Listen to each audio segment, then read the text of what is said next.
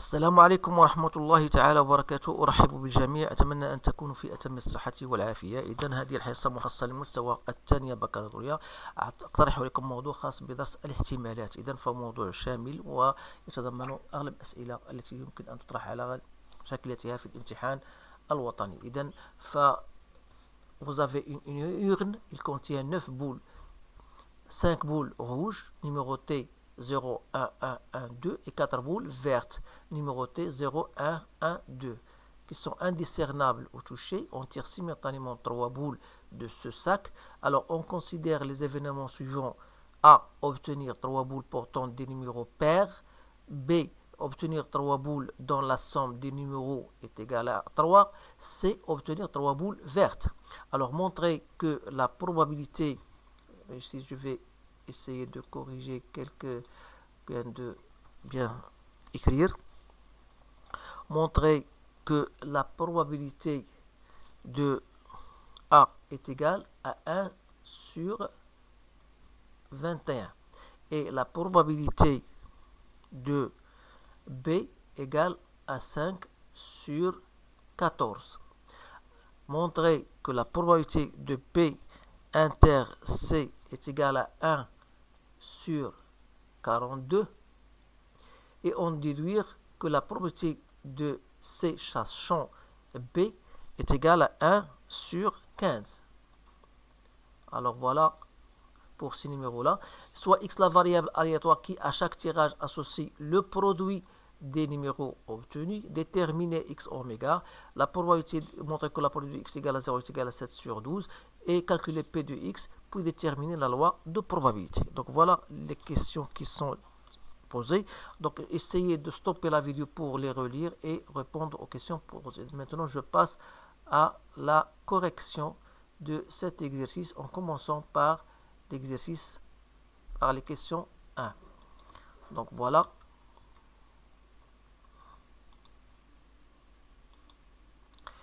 Donc, l'événement A. Obtenir 3 boules qui portent le numéro, sont des numéros pairs. Alors, avant de répondre à la question, donc on a 5 boules rouges et 4 boules vertes. Les 5 boules rouges, elles portent le numéro 0, 1, 1, 2 et 4 boules qui sont vertes portent le numéro 0, 1, 1, 2. Alors, on veut que ces 3 boules-là, ils portent des numéros pairs. Alors, les numéros pairs, ce sont 0 ou bien 2. Donc, combien y a-t-il de numéros pairs? Il y a 4. Donc, il faut tirer donc 3 boules parmi les 4 boules qui portent des numéros pairs sur cardinal de oméga. Avec cardinal de oméga, on tire normalement 3 boules parmi 9, ça vous donne 84. Alors, donc la probabilité de A, ça sera donc C4 sur 84 ou bien 1 sur 21. Alors, pour la probabilité pour l'événement B, donc l'événement B, on vous dit obtenir 3 boules dont la somme des numéros est égale à 3. C'est-à-dire la première boule, deuxième boule, troisième boule. La somme soit égale à 0. Donc si je porte à 3, si je porte la première boule portant le numéro 0, donc forcément j'aurai ici 1 et 2. Pour que la somme, regardez, la somme est égale toujours 3.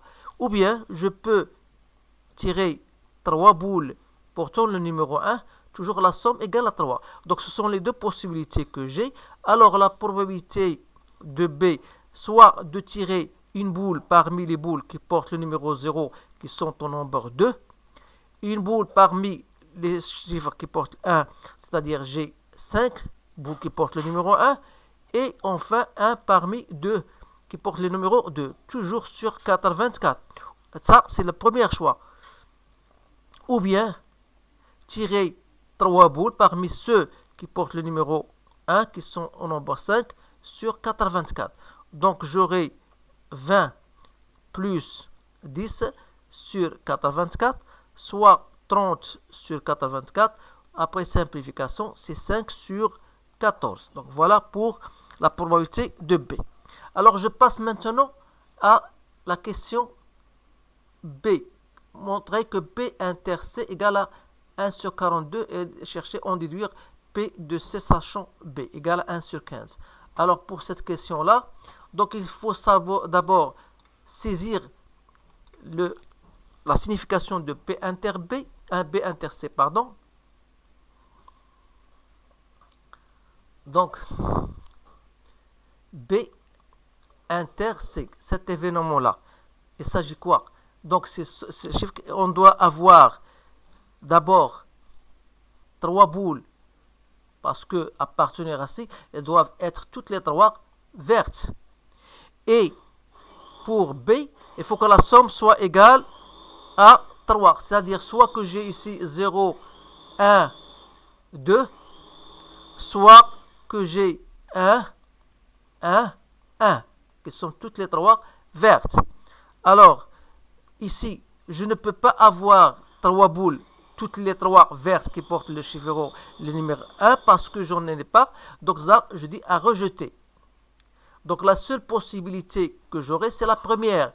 Donc la probabilité de B inter C, c'est soit de choisir un parmi les chiffres qui portent le 0, c'est 1, prendre une boule parmi les boules qui portent le numéro 1, qui sont 2, soit une boule parmi les boules qui portent le numéro 1 parmi 2, et qui est verte, qu'on a 1.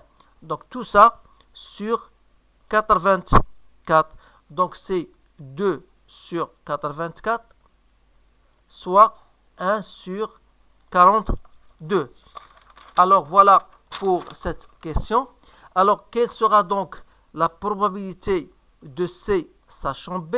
Par définition, vous avez dans votre cours, c'est la probabilité de B inter C sur la P de B. Alors, étant 1 sur 42, sur 5 sur 14, donc vous allez trouver, après simplification, 1 sur 15. Alors, je passe maintenant à la question 2, qui concerne la loi de probabilité. Alors, pour X, on associe le produit des nombres obtenus. Alors, que devraient être les valeurs de X? Alors, les 3 boules, n'oubliez pas que vous tirez 3 boules. Donc, si je choisis la première boule 0, ça peut être, ou bien la deuxième boule, ça peut être toutes les deux 1, 1, ou bien une apportant le 1 et l'autre 2, ou bien 0, 2, 2. Alors ça, c'est uniquement pour une boule apportant le numéro 0.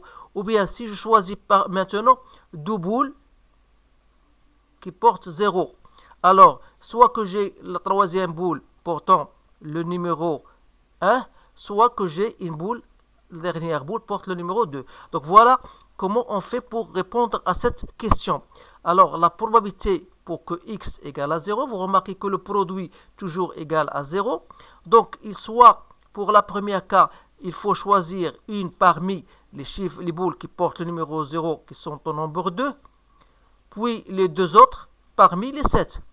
Ou bien, si je choisis 2 boules portant le numéro 0, donc 2, 2, 2, et il me reste un parmi les 7. Toujours sur 84. Soit disons 42 plus 7 sur 84. Donc c'est 49 sur 84. Après simplification, c'est 7 sur 12. Donc question C. La probabilité. Donc on a répondu d'abord à x oméga. Donc x oméga, donc je l'ai oublié à la répondre. Donc soit ici le produit soit égal les valeurs de x qui représentent le produit.